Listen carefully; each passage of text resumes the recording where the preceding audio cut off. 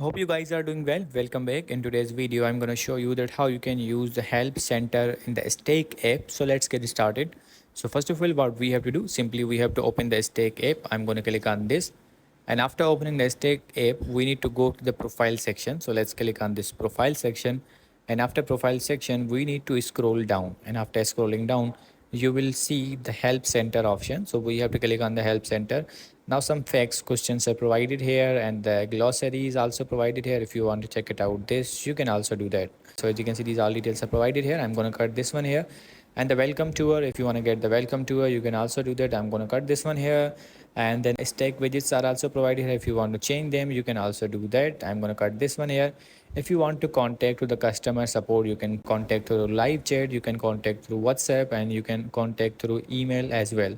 So these are the help section options. So in this way you can use them.